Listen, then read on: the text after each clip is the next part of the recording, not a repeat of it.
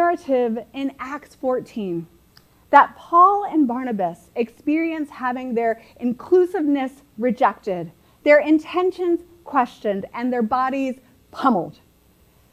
So how did they keep going? And how can we? The way they persisted, the first thing to remember about that is the fact that they remembered their mission. In Acts 13 and 2, Paul and Barnabas were set aside for the work that God called them to do. They weren't set aside for their own purposes. They weren't set aside for the approval of audiences. They weren't set aside for success and acclaim. They were set aside for what God called them to do.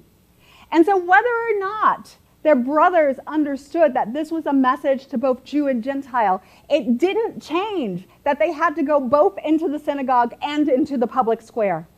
After all, what message would it send if Paul decided he was going to permanently preach to everyone except those God had chosen as God's own?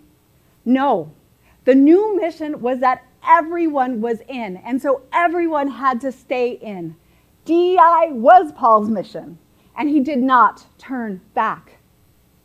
Now, I would hazard a guess that there is someone in here who has felt like you were doing what God called you to do.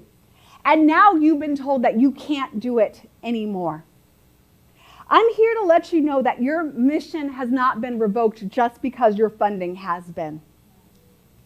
That your calling has not been removed from you just because your job title may have been. Just like Paul and Barnabas, God equipped you through your life experiences, God filled you with the Holy Spirit, and God called you irrevocably. Maybe you can't do exactly the same things in the same way that you were doing them before. And I can't say that that will change. But what I can say with confidence is that the centrality of your mission remains. Your purpose, your identity, they are not lost in this orienting time.